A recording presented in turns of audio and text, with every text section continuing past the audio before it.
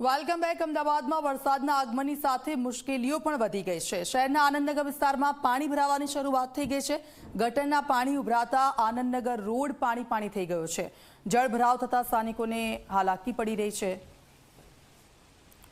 તો આપ જુઓ, વરસાદ શરૂ થયો હજુ તો અને લગભગ અડધો કલાક જેવો સમય થયો હશે અને આનંદનગર જે રોડ છે તેની આપ સ્થિતિ જોઈ શકો છો કે જ્યાં પાણી ભરાવાની સમસ્યાઓ પણ હવે ઊભી થઈ ગઈ છે। સીધા જઈશું, ગૌરવ અમારી સાથે લાઈવ જોડાઈ ગયા છે। ગૌરવ, શું પરિસ્થિતિ ત્યાં ઊભી થઈ છે? કારણ કે હજુ તો અડધો કલાકનો વરસાદ જ શરૂ થયો છે, પાણી ભરાઈ ગયા છે રોડ પર।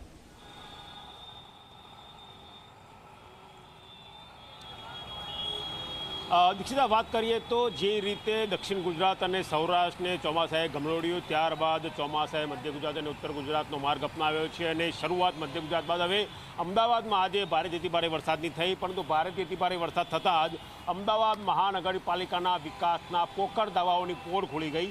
આ રસ્તો તમે જોઈ શકો છો, અમદાવાદનો સૌથી પોચ વિસ્તાર પ્રહલાદનગરનો, કે જ્યાં ઘૂંટણસમા હતો તો તેના કરતાં પણ વધારે ઘણા પાણી ભરાઈ ગયા છે અને પાણી પણ માત્ર વરસાદના નથી, કારણ કે વરસાદનું પાણી એકદમ નિશ્ચિત અને ચોખ્ખું થયેલું હોય છે, પરંતુ આ ગંદુ કાળા કલરનું દૂષિત પાણી ગટરનું હોય તેવું સ્પષ્ટ દેખાઈ રહ્યું છે। મહાનગરપાલિકાને કરોડો રૂપિયાનો ટેક્સ નાગરિકો ચૂકવે છે, પરંતુ કોઈ ટેક્સનું વળતર મળતું હોય તેવું દેખાતું નથી। આ કાળા કલરના પાણીથી, વાસ મારતા પાણીથી નાગરિકોને ભારે હાલાકીનો સામનો કરવો પડે છે। જે માર્ગ સતત 3 લાઇનથી ભરેલો હોય તે માર્ગ ઉપર 2 લાઇનમાં સંપૂર્ણ પાણી ભરાયેલું છે અને 1 લાઇનનો છે જ્યાં ગાડીઓ ચાલી રહી છે। વિઝિબિલિટી ઓછી હોવાને કારણે ઘણી ગાડીઓએ હેડલાઇટ ચાલુ કરવાની ફરજ પડી રહી છે। ટ્રાફિકની સમસ્યા ભારે વકરી રહી છે, એટલે વરસાદ આવે અને સમસ્યા લાવે એ પ્રકારની સ્થિતિ અમદાવાદ મહાનગરપાલિકાના તંત્રમાં જોવા મળી રહી છે। વિકાસના પોકળ દાવાની ખુલ્લી ગયો તેવું દેખાય છે। મોટા ઉપાડે મહાનગરપાલિકા દ્વારા અમદાવાદના પ્રોજેક્ટ માટે મોટા વિસ્તારોમાં, મહત્વના વિસ્તારોમાં વ્હાઇટ ટોપિંગ રોડ નાખવાની શરૂઆત થઈ હતી, કારણ કે એક વખત રોડ બનાવ્યા પછી તેને ખોદવાની જરૂર ના પડે। દાવા એવા થતા હતા કે વ્હાઇટ ટોપિંગ રોડ બનશે, ત્યારબાદ જે પાણી ભરાવાની સમસ્યાઓ છે કે બીજી કોઈ તકલીફો છે તેનો અંત આવશે, પરંતુ વ્હાઇટ ટોપિંગ રોડ બની ગયા બાદ પણ હજુ સુધી કોઈ સમસ્યાનો અંત આવ્યો નથી।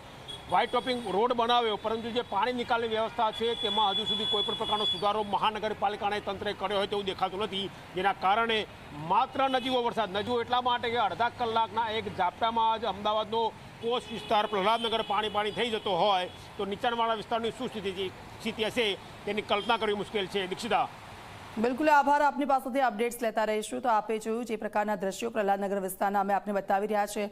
હજુ તો વરસાદની શરૂઆત થઈ છે અને ત્યાં જ આ પ્રકારની પરિસ્થિતિ ઊભી થઈ ગઈ છે। લોકો જુઓ, આ પાણીમાંથી પસાર થવા મજબૂર બન્યા છે। લોકોને એવું થયું હશે કે લગભગ 3-4 કલાકનો વરસાદ વરસી ગયો હોય તે રીતે પાણી ભરાઈ ગયા છે, પણ અડધો કલાકનો વરસાદ અને તેમાં આ પરિસ્થિતિ જો પ્રહલાદનગર જેવા વિસ્તારમાં થતી હોય તો બીજા વિસ્તારોનું શું કહેવું। અમદાવાદમાં ધોધમાર વરસાદનું આગમન થયું છે। સવારથી શહેરમાં કાળા ડિંબાગ વાદળો છવાયા। એસજી હાઈવે પ્રહલાદનગર સહિતના વિસ્તારોમાં વરસાદ છે। નારણપુરા, નવરંગપુરા અને મીઠાકડી વિસ્તારમાં પણ વરસાદી માહોલ। વાદળછાયા વાતાવરણ અને વરસાદને કારણે વિઝિબિલિટી ઘટી છે। અમદાવાદમાં આજે ભારે વરસાદની આગાહી કરવામાં આવી છે। અમદાવાદમાં ધોધમાર વરસાદની શરૂઆત થઈ ચૂકી છે અને આ જે અત્યારે વાતાવરણ છે એ નિશ્ચિત રૂપે તમામ લોકોને રાહત આપી રહ્યું છે, કારણ કે લાંબા સમયથી અમદાવાદીઓ વરસાદની રાહ જોઈ રહ્યા હતા।